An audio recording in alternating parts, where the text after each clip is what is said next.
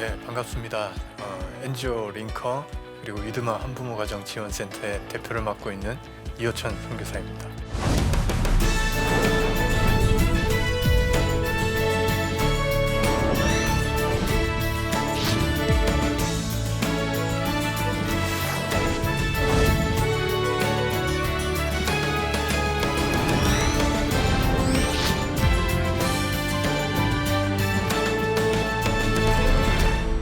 이번에는 우리 이웃 중에 어떤 어려움이 있는 이웃이 있을 때 어떤 마음으로 어떻게까지 도와야 되는지 이것들에 대해 좀 얘기를 해보려고 합니다. 제가 이 일을 한 지 벌써 횟수로 13년 차가 됐어요. 제가 20살 때 예수님을 믿고 우연히 한 명의 미혼모를 알게 돼서 그 아이를 돕기 시작했고, 그러다 보니 원치 않게 지금까지 오게 된 것 같아요. 저는 잘 쓰는 표현이 하나님이 제 멱살을 잡아다가 그냥 미혼모 친구들 가운데다가 던져놓은 것 같아요. 네, 그래서 어느 날 정신 차려 보니까 왼쪽에도 미혼모 친구가 있고 오른쪽에도 있고 진짜 둘러싸여 버린 거죠. 그렇다면 내 이웃은 이들이겠다라는 생각에 이 친구들에게 복음 전하는 삶을 살고 있습니다. 제가 이 일을 오래 하면서 정말 많은 아이들을 만났는데, 제가 하는 일을 되게 이쁘게 봐주시고 좋게 봐주셔서 인터뷰도 되게 많이 들어왔어요. 인터뷰하면 항상 사람들이 저에게 하는 질문 중에 하나가, 제일 많이 받는 질문 중에 하나가, 대표님, 선교사님, 이 일 하시면서 힘들지 않으세요? 그렇게 많이 물어보시더라고요. 그 질문을 받고 제가 좀 진지하게 고민을 해봤습니다. 힘들까? 이것이 힘들까? 생각해 보니까 진짜 힘들더라고요. 생각 안 하는 게 나을 뻔했는데 생각을 하면 할수록 이렇게 힘든 일이 없는 것 같아요. 예를 들어서 200명의 아이들을 만나면 저는 200개의 각기 다른 사람들을 만나요. 그리고 각기 다른 사건들을 저는 만나게 됩니다. 바꿔 말하면 200개의 상처들을 저는 마주하게 되는 거겠죠. 그리고 제가 이 친구를 돕겠다, 그리고 우리 단체가 이 친구를 품겠다라고 했을 때는 단순히 그들의 자립이나 이런 생활 환경만 도와주겠다가 아니라 그 상처까지도 우리가 같이 품겠다라는 뜻으로 해석할 수도 있을 것 같습니다. 그러니까 저는 맨몸으로 그 상처들에 좀 많이 부딪히려고 노력했고, 그렇게 시간이 흐르니까 이거 힘든 게 당연한 거잖아요. 안 힘들면 조금 이상한 거겠죠. 코로나라서 사람들이 많이 힘들대요. 제가 꼭 하는 말이 있습니다. 저도 힘들어요. 그래서 사람들의 기도가 필요합니다. 네, 정말 힘든 일인 것 같고 감정을 소비하는 일이고, 저도 상처를 많이 받고 저 때문에 상처받는 애기 엄마들도 있겠죠. 그래서 우리는 상처 가운데 좀 살아가고 있는 것 같아요. 근데 한편으로 그럼에도 불구하고 내가 어떻게 이 일을 할 수 있을까를 생각해 봤습니다. 그랬더니 그 힘듦과는 비교도 안 될 정도로 행복하고 즐거움이 제 삶 속에 있어요. 저는 미혼모 친구들을 만나요. 이 아이들은 아이를 낳기로 선택하였고 생명을 선택하고 저를 찾아온 아이들입니다. 그러면 이 아이들 대부분이 뱃속에 아기가 있거나 아니면 이제 막 태어난 아기들, 그리고 좀 자란 아기들만 데리고 저를 찾아와요. 그래서 도와달라고 하죠. 출산을 할 수 있게 도와주세요. 아기랑 먹고 살 수 있게 도와주세요. 그래서 저는 이 아이들이 살아가는 것들을 도와줍니다. 1+1이에요. 한 명 도와주면 A까지 딸려오니까. 검은색 초음파 사진을 가지고 와서 저한테 이렇게 보여주더라고요. 애기 엄마가. 흰색 점이 하나 찍혀 있어요. 그게 뭐냐 이랬더니 애기래요. 점 아니냐 이랬더니 애기래. 자세히 보면 보인대요. 이게 무슨 말도 안 되는 소리야. 검은색에 흰색 점 찍혀 있는데 자세히 봐도 점은 점이잖아요. 근데 이 일을 오래 하다 보니까 이제는 보면 얼굴도 보여요. 손가락도 보이고 눈, 코, 입도 보입니다. 제 별명이 안산 산파 할아버지예요. 저희 통해서 이제 하도 아기들이 많이 태어나니까 제가 결혼식 때 그 초음파 속의 아기가 이제 꽃가루를 이렇게 뿌려주더라고요. 달리면서. 너무 신기했어요. 점이었던 아이가 사람이 돼서 내 결혼식까지 축하해주고 말을 하고 뛰어다니고. 저는 이게 저의 인생의 가장 큰 축복이라고 생각합니다. 생명의 탄생부터 자라나는 것들을 내가 볼 수 있는 것, 그리고 그 생명을 선택한 엄마들을 내가 도와줄 수 있는 것, 그리고 함께 이 아이들을 키워가는 것. 그러니까 당연히 그런 힘든 것도 당연히 이겨낼 수 있는 거겠죠. 지금 할 얘기는 이런 생명을 선택하고 생명이 커가는 과정과 자라가는 과정과는 조금 반대되는 생명이 죽어가는 이야기도 저희에게 얼마 전에 찾아왔어요. 작년에 저한테 또 전화가 왔어요. 전 주로 전화가 많이 와요. 전화가 많이 오는데 모르는 번호면 일단 긴장을 해요. 뭘까 이거는? 주로 새벽에 전화 오는 전화들이 많이 울어요. 많이 우는데 뭐라고 하는지는 잘 모르겠습니다. 그냥 막 울어요. 그냥 도와달라고 그렇게 해석하는 게 마음 편해요. 근데 이 친구가 또 전화가 왔어요. 막 울더라고요. 울길래 물어봤습니다. 무슨 일이냐. 그랬더니 자기를 밝히는데 제가 아는 애예요. 그래, 너 얘는 분명히 자립의 반열에 올라갔고 어느 정도 먹고 사는 것도 해결됐고 심지어 김장철이 되면 김치도 담그고 저한테 연락 와서 대표님 김치 좀 나눠드릴게요. 애기 엄마들 좀 주세요. 이렇게까지 얘기하던 친구였어요. 잘 살고 있는 아이인데 뜬금없이 새벽에 전화로 우니까 마음이 불안해지더라고요. 무슨 일이야? 얘기해봐. 그랬더니 이 친구 그래요. 대표님, 애기가 갑자기 아파요. 아픈데 백혈병에 걸렸는데 희귀혈액암에 걸렸습니다. 희귀병이래요. 그리고 자기가 어떻게 해서든 이거 해보려고 노력했는데 아기는 오래 못 살 것 같습니다. 그리고는 막 울더라고요. 울면서 생각나는 사람이 선교사님밖에 없어서 전화드렸어요. 좀 도와주시면 좋겠습니다. 얘기를 하더라고요. 여기서 도와달라는 게 뭘까요? 병원비겠죠, 당연히. 그래서 저는 별 생각이 없어요. 그래서 알겠다, 도와줄게. 내가 도와줘야지 누가 도와주겠냐. 내가 도와줄게. 병원비 얼마야? 물었어요. 그랬더니 상상을 초월하는 금액을 얘기하더라고요. 저도 병원비가 뭐 이렇게 1,000만 원 단위로 크게 나온 건 처음 봤어요. 그 금액을 듣는데 그때부터 후회가 되더라고요. 나는 이 돈이 없고 도와주겠다 큰 소리는 쳤고 이거 어떻게 해야 될까. 그래서 일단 걱정하지 마라 라고 얘기를 하고 전화를 끊었어요. 전화를 끊고 한참 고민했습니다. 한참 고민을 하니까 방법이 없더라고요. 어떻게 도와줘야 될까? 어떻게 하는 게 최선을 다하는 걸까? 막 그런 생각도 들고 정작 제 통장에는 단돈 몇백만 원도 없고 우리 단체도 그 정도로 큰 돈은 없어요. 그리고 한 대상자를 위해서 그렇게 큰 돈을 쓴다는 것도 저에겐 좀 용기가 필요한 일이에요. 방법은 있을 것 같았어요. 그래서 그동안 저 이쁘다고 하는 많은 기업들도 있었고 저 많이 도와주시는 후원자분들도 있으니까 다 전화를 했어요. 다 전화해서 돈 좀 주세요. 아기 도와야 됩니다. 돈 좀 빌려주세요. 했더니 그렇게 큰 돈은 다 없대요. 또 기업들한테 전화하니까 기업들도 그렇게 또 도와줄 수는 없대요. 점점 제가 고립되어 가더라고요. 어떻게 할까? 돈은 없는데. 한참 고민을 하다가 저는 어떤 생각이 들었냐면 저도 인간이고 그렇게 되니까 조금 비겁해지는 생각이 드는 게 마지막에는 어떤 생각이 드냐면 합리적인 생각을 좀 하고 싶었어요. 내가 지금 이 아이 전화를 받고 너무 감성적으로만 생각했으니까 합리적으로 한번 생각해보자. 이 아이는 어차피 죽을 아이다 라는 생각이 들더라고요. 어차피 3개월 4개월 남았다고 얘기를 했으니까 어차피 죽을 아이를 위해 돈을 몇 천만 원씩 이렇게 쓰는 게 옳을까?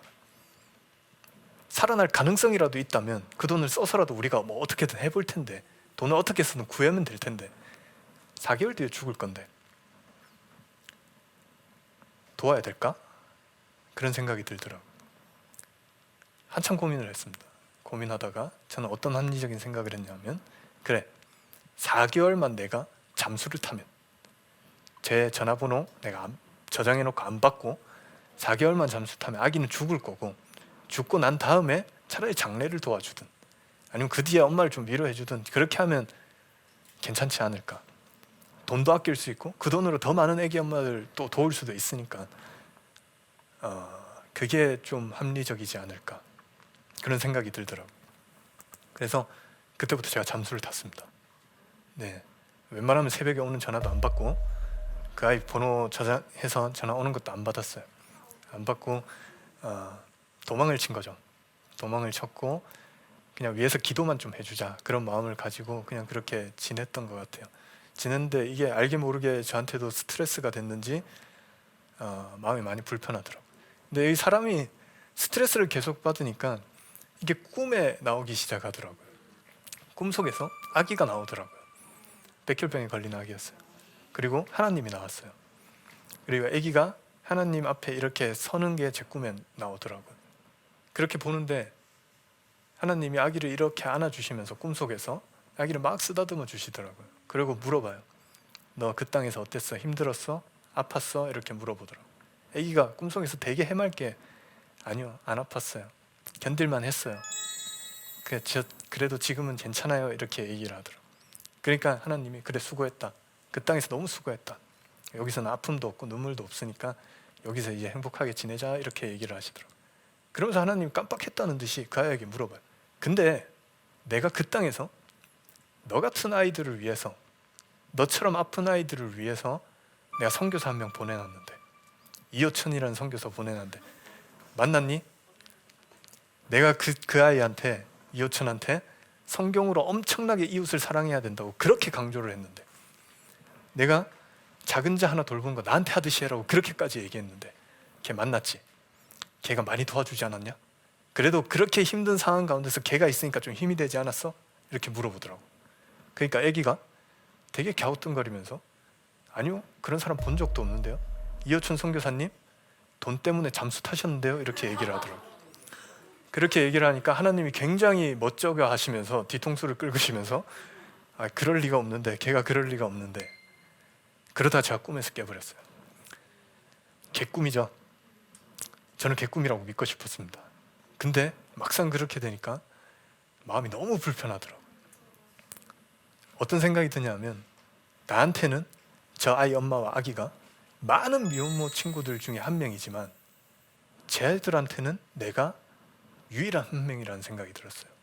쟤들이 살아가는 세상에서는 내가 유일한 선교사일 거고, 저 아이들이 지금 겪고 있는 상황과 환경 속에서는 내가 유일한 크리스찬이 될 수도 있겠구나. 그래서 하나님이 나를 부르셨고 나를 보내셨던 거구나, 그런 생각이 들더라고요. 참 무섭습니다. 누군가의 유일한 사람이 된다는 것, 그리고 누군가의 기도 응답이 된다는 것. 그래서 부끄러운 마음을 가지고 그 아이 엄마를 다시 만나러 갔어요. 달려갔어요. 부산에 있었거든요. KTX를 타고 급하게 내려갔어요. 내려가서 제가 꼭 해주고 싶은 얘기가 있었어요. 아이 엄마를 만나러 갔더니 아기는 또 무균실에 들어갔고 중환자실을 계속 반복하는 상황에 애기 엄마는 울다 쓰러지다를 계속 반복하고 있는 상황이었어요. 너무 후회가 되더라고요. 조금만 더 일찍 올걸. 애기 엄마한테 얘기를 했어요. 나는 도망치고 싶은데 선교사로서 도리를 다하러 왔다. 그러니까 너도 애기 엄마로서의 도리를 다하자. 우리 남은 시간이 얼마 남지 않았지만 하루를 살아도 생명은 생명이니까, 그리고 하루를 살아도 너의 아들은 너의 아들이니까, 그리고 하루를 살아도 나는 보냄받은 사람이니까, 부르심 받은 사람이니까 우리 할 도리를 다하자고 그 아이를 돕기 시작했습니다. 사실 도울 수 있는 게 별로 없어요. 전 병실에 들어가지도 못하고 아기 엄마도 병실에 들어가지도 못하고 무균실 왔다 갔다 하다가 아이가 조금 호전되니까 이제 입원실로 왔고, 근데 사실은 병원에서도 할 수 있는 걸 이제 다 했다 해서 집으로 돌려보냈어요. 그쯤이 성탄절이었습니다. 제가 고민을 했어요. 어떻게 하면 이 아이들한테 좀 특별한 선물을 해줄 수 있을까? 제가 전화를 해봤어요. 아기한테 받고 싶은 선물 뭐 있어? 이렇게 물어봤습니다. 그랬더니 아기가 펜타스톰 5단 합체 장난감을 갖고 싶대요. 그러면서 애기가 덧붙여요. 산타 할아버지가 그거 사줬으면 좋겠어요. 그거 선물해줬으면 좋겠어요. 자, 아픈데 안 울고 잘 참았으니까 산타 할아버지가 이것 좀 갖다 줬으면 좋겠어요. 근데 거기다 대고 제가 산타 할아버지는 비성경적인 인물이야 이렇게 얘기를 할 수는 없잖아요. 그래서 알겠다 하고 저희 팀원들과 몇 명 마음 맞는 사람들이 모여서 제가 산타 분장을 했어요. 산타 분장을 하고 펜타스톤 5단 합체 장난감을 샀습니다. 사고 애기 엄마한테 물어봤어요. 너도 필요한 거 없니? 그때 애기 엄마가 얘기를 해요. 호흡기가 안 좋으니까 집에서 청소기를 못 돌린대요. 여기 미세먼지가 막 하니까. 대표님, 미세먼지 필터가 달린 청소기 좀 좋은 게 필요해요 하더라고요. 얼만데 하니까 필터 달린 거 또 엄청 비싸더라고요. 알겠다, 이거 내가 사줄게. 그러니까 살려고 봤더니 법인 돈으로 그렇게 선물을 막 살 수는 없겠더라고요. 저희가 어떻게 해야 될까, 참 이렇게 마음은 많은데 돈은 없고. 그러다가 어느 날 제 와이프가 저한테 얘기를 하더라고요. 그러니까 돈이 너무 없어서 이 선물을 해주고 싶은데 참 고민이 된다 했더니 와이프가 하는 얘기가, 돈이 중요한 게 아니고 네가 줄 수 있는 것 중에 가장 소중한 것을 줬으면 좋겠다. 그래서 제가 또 역으로 얘기했습니다. 그러면 나 혼자 하는 게 아니라 같이 해줘. 우리가 줄 수 있는 것 중에 가장 소중한 것을 주자. 그리고 이거 아기와 아기 엄마한테 주는 것이 아니라 하나님한테 드린다는 마음으로 우리가 가지고 있는 것 중에 가장 소중한 것을 주자. 한참 고민해봤어요. 우리가 가지고 있는 것 중에 가장 소중한 게 뭘까? 나한테 가장 소중한 건 와이프인데 와이프를 줄까? 뭐 그런 생각부터. 그러다가 와이프가 얘기했어요. 결혼 반지 팔자. 저희가 결혼할 때 정말 돈 없이 결혼했거든요. 뭐 보통 선교사 전도사님들이 다 그렇듯이 결혼할 때 다 돈 없이 결혼해요. 저희 신혼집은 7평이었어요. 그리고 결혼하자마자 집이 없어서 좀 고생을 많이 했었는데 그때도 저는 아르바이트를 해서 결혼 반지만큼은 제일 좋은 걸 사줬어요. 제가 살 수 있는 것 중에 제일 좋은 걸 사줬고 이거만큼은 제가 와이프한테 꼭 선물하고 싶었거든. 근데 이 와이프가 그걸 팔자고 하더라고요. 나 그렇게 노력했는데 내 와이프가 그렇게 얘기하는데 참 외로운 마음이 많이 위로가 됐습니다. 그럼 우리 결혼 반지 팔자. 이래서 결혼 반지를 팔았어요. 제 생각은 이 팔아봤자 얼마 안 나와요. 안 나오지만 제 마음은 그거였습니다. 내가 가지고 있는 것 중 가장 소중한 것을 드리고 싶다. 그리고 이때부터 기적이 일어나기 시작했습니다. 제가 결혼 반지를 팔고 제 마음을 좀 나누고 싶어서 SNS에 이렇게 올렸어요. 근데 그 글을 본 저랑 친한 사모님들이 다 결혼 반지를 팔기 시작하시는 거예요. 청소기 사는데 나도 못하겠다. 애기 장난감 사는데 나도 못하겠고 병원비 하는데 나도 못하겠다. 그걸 본 또 연예인들이 어떻게 연락이 와요. 병원비 모자란 거 내가 다 낼게요. 저도 그 아이들에게 하나님에게 제가 드릴 수 있는 것 중에 가장 소중한 거 드리고 싶습니다. 그래서 제가 그걸 들고 다 모아가지고 이제 아기를 만나러 갔어요. 만나러 가서 이제 아기랑 산타 분장을 하고 말도 안 되게 막 놀아주고 호호호 이러면서 놀아주고 애기랑 놀아줬어요. 놀아주고 이제 아기에게 선물을 이렇게 주는데 참 마음이 그렇더라고요. 내가 이 가정의 선물이 된다면 차라리 내가 내어지고 이 가정에 내린 죽음이 좀 멀리 피해간다면 난 그렇게라도 내어지고 싶은데 그것도 안 되더라고요. 그래서 그냥 그 자리에서 기도해 주는 수밖에 없었어요. 하나님, 나는 지금 내 도리를 다하고 있습니다. 이거 기억하셔야 돼요. 나 도망 안 쳤습니다. 그러니까 하나님께서 이 가정 지켜주십시오. 그렇게 기도를 하고 돌아왔어요. 그리고 슬프게도 얼마 지나지 않아 아기는 하나님 곁으로 갔습니다. 애기 엄마가 급하게 전화가 왔고 저한테 좀 와달라 해서 제가 아기 임종을 지킬 수 있게 됐어요. 마지막이 되니까 사실 의식도 많이 왔다 갔다 했는데 마지막이 되니까 엄마를 부르더니 아기가 엄마한테 엄마 미안해. 내가 그동안 아파서 미안해. 내가 아파서 엄마가 항상 옆에 서 있었던 것 같아. 이제 좀 앉아서 쉬어. 그렇게 얘기를 하고 나 때문에 고생 많았어. 나 이제 안 아플 것 같아. 그렇게 얘기를 하고는 되게 편안하게 하나님 곁으로 갔습니다. 그렇게 편안하게 간 게 저에게도 애기 엄마에게도 큰 위로가 됐죠. 사실은 아기는 장례를 치르지 않아요. 근데 아이 엄마는 믿지 않는 엄마였습니다. 그래서 사실 미혼모 가정이고 한부모 가정인데 거기다가 이런 희귀병을 투병을 같이 했으니까 마음이 너무 안 좋아서 애기 엄마가 그래도 장례는 하루 정도 치르고 싶대요. 그래서 알겠다, 우리가 장례를 치러주자 해서 빈소를 만들었어요. 찾아온 사람 한 명도 없습니다. 애기 뭐 지인도 없고 하니까 그냥 빈소를 지키는 거죠. 제사상을 안 차렸어요. 안 차리고 그냥 애기가 좋아하는 KFC 치킨, 뭐 초콜릿, 오렌지 주스 이런 거 올렸어요. 근데 지나가다 할아버지들이 보고 마음 아프다고 손자 생각난다고 뭐 10,000원 올려주시고 그렇게 하고 그냥 조촐한 빈소를 차리게 된 거죠. 애기 엄마는 계속 울고 저도 가게를 계속 그냥 지켰습니다. 이제 좀 시간이 지나고 애기 엄마가 마음이 많이 괜찮아졌는지 저를 찾아오더라고요. 찾아와서 하는 얘기가 대표님 얼굴이 많이 초췌해졌어요. 저희 때문에 고생 많으셨죠. 죄송하고 너무 감사해요. 그렇게 얘기를 하더라고요. 얘기를 하길래 제가 또 얘기했습니다. 아니다, 난 내 도리를 다했다. 너도 엄마로서의 도리를 다했으니까 죄송하다는 말, 고맙다는 말 하지 말자. 그랬더니 애기 엄마가 또 얘기를 하더라고요. 그리고 대표님 안 만났으면 우리 어쩔 뻔했어요. 되게 외롭게 힘들게 싸웠을 것 같아요. 너무 감사해요. 그러더라고요. 그래서 제가 또 아니라고 했어요. 아니야, 난 처음에 조금 도망친 것도 후회스러워.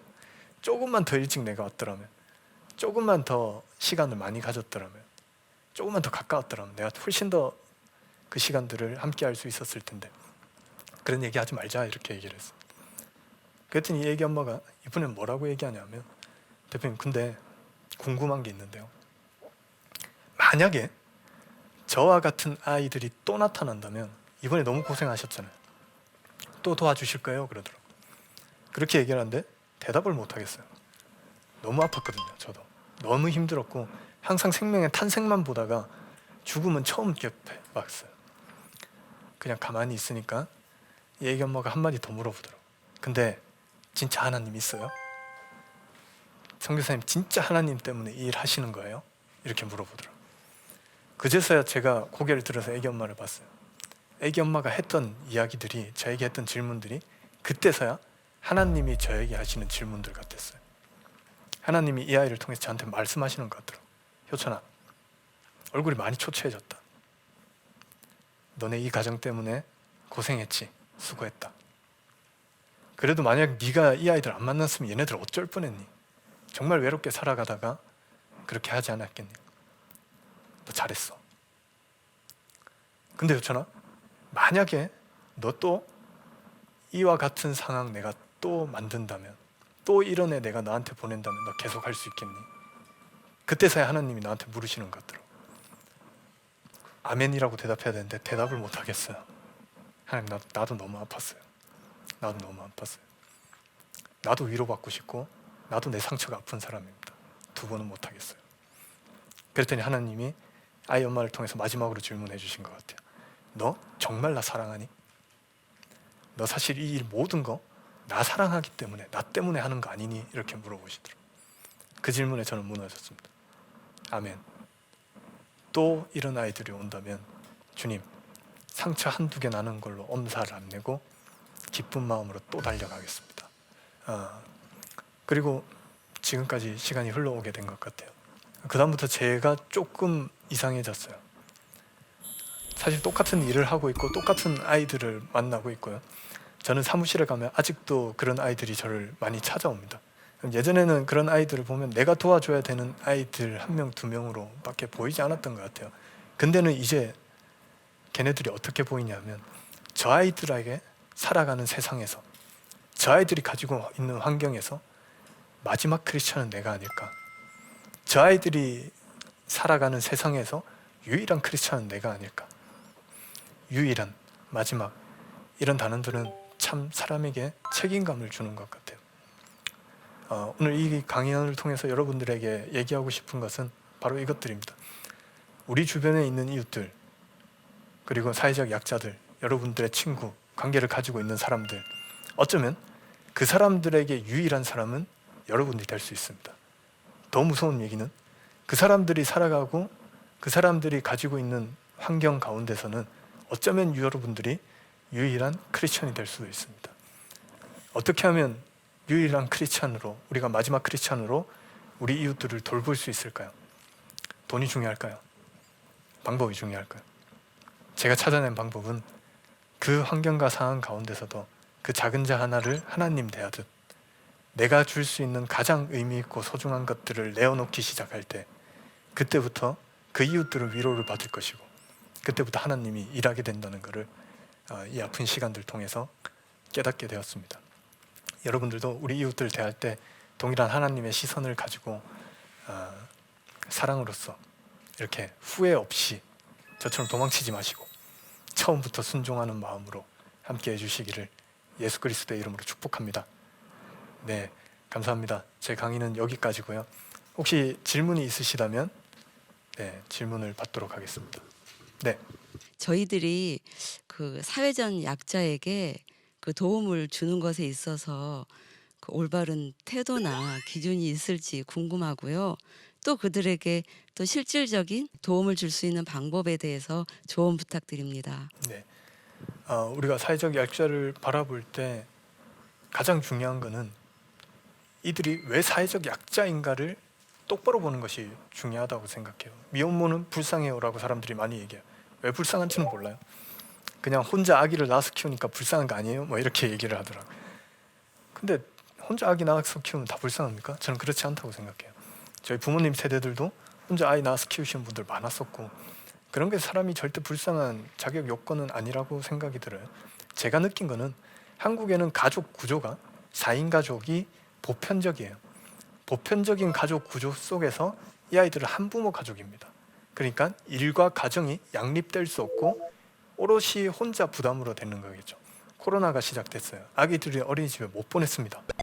그러면 일반적인 가정이라면 엄마가 아이를 돌보고 아버지는 직장에 나가서 일을 하겠죠. 근데 저희들은 일과 가정 두 개 다 이 하나의 몫이에요. 그렇게 되면 이 직장을 그만두고 아기를 데리고 와야 돼요. 사정이 더 안 좋아질 수밖에 없겠죠. 저는 그래서 이 아이들이 사회적 약자라고 바라보고 있습니다. 팔이 2개 있는 사람이 팔 하나 있는 사람 보고 저 사람은 불쌍해라고 얘기하는 거는 마음의 감동이나 뭐 이런 그런 게 아니라 적선밖에 안 되는 거겠죠. 정확히 저 사람이 왜 약자인지를 우리가 분명히 아는 것, 그리고 너는 이것 때문에 사회적 약자지 절대 네가 불쌍해서가 아니야라고 똑바로 말해주는 것, 그게 우리 이웃을 돕는 시작이라고 할 수 있고요. 사실은 많은 사람들이 관심이 없습니다, 이웃을 돌보는 일에. 근데 조금만 관심 가져보시면 지역마다, 우리가 살고 있는 동마다 이런 단체들 꼭 하나씩 다 있어요. 정부에서 운영하는 것도 있고 선교단체들도 많고요. 그런데다가 그냥 전화만 한번 해보세요. 전화하셔서 나 돕고 싶습니다 이렇게 얘기를 하면 아마 굉장히 환영할 겁니다. 언제든지 오시라고 이렇게 얘기하실 거예요. 그러니까 작은 것부터 하나씩 실천하기 시작할 때 우리가 이웃을 본격적으로 더 돕고 사랑할 수 있는 시간이 될 것 같습니다. 물론 저희 단체도 열려 있습니다. 네, 저희 단체는 경기도 안산에 있고요. 좀 오는 게 불편하지만 오시면 되게 즐겁게 이렇게 할 수 있고, 제가 생각할 때 또 도움이 필요한 것이 주사랑 공동체, 베이비박스라고 불리고 이종락 목사님이 계신 곳이에요. 거기도 정말 봉사의 손길이 많이 필요해요. 네, 저희 또 되게 재밌는 게 뭐냐면 그 단체도 그렇고 저희 단체도 그렇고 저희는 NGO 단체이기 때문에 종교적인 색깔을 마음대로 못 내요. 이런 CGN TV나 이런 종교 단체 와서야 제가 하나님 얘기를 마음껏 하지 평소에는 못 해요. 못 하니까 봉사자들도 넌 크리스찬들이 엄청나게 찾아와요. 그럼 저는 이제 계산해봐요. 제가 되게 소심한 사람이라서 이번 주에 봉사자가 넌 크리스찬이 10명, 크리스찬이 1명. 크리스찬들이 좀 더 많이 왔으면 좋겠다. 괜히 기가 죽고 제가 부끄럽고 이럴 때가 많이 있습니다. 그러니까 여러분들 좀 많이 여유로운 시간에, 또 여유롭지 않다면 시간을 내서라도 여러분들이 가장 소중히 여기는 시간에 이런 일들 함께 해주셨으면 감사하겠습니다. 끝까지 들어주셔서 너무 감사합니다. 저를 위해서, 저희 단체를 위해서 기도 많이 부탁드리고요. 하는 일 함께 응원하시면서 참여하시면서 이 일들이 저의 일과 우리 단체 일로만 끝나지 않고 우리 동역하는 한국교회와 크리스찬들이 함께 해나가는 일이 되었으면 감사하겠습니다. 감사합니다. 이번에는 어떤 어려움이 있는 이웃이 있을 때 어떤 마음으로 어떻게까지 도와야 되는지 얘기를 해보려고 합니다. 저는 미혼모 친구들을 만나요. 이 아이들은 아이를 낳기로 선택하였고 생명을 선택하고 저를 찾아온 아이들입니다. 우리 단체가 이 친구를 품겠다라고 했을 때는 자립이나 뭐 이런 생활 환경만 도와주겠다가 아니라 그 상처까지도 우리가 같이 품겠다라는 뜻으로 해석할 수도 있을 것 같습니다. 정말 힘든 일인 것 같고 감정을 소비하는 일이고 저도 상처를 많이 받고, 그럼에도 불구하고 내가 어떻게 이 일을 할 수 있을까를 생각해 봤습니다. 그랬더니 저 아이들이 지금 겪고 있는 상황과 환경 속에서는 내가 유일한 크리스찬이 될 수도 있겠구나. 어떻게 하면 유일한 크리스찬으로 우리 이웃들을 돌볼 수 있을까요? 그 작은 자 하나를 하나님 대하듯 내가 줄 수 있는 가장 의미 있고 소중한 것들을 내어놓기 시작할 때 그때부터 하나님이 일하게 된다는 것을 깨닫게 되었습니다. 함께 응원하시면서 참여하시면서 크리스찬들이 함께 해나가는 일이 되었으면 감사하겠습니다.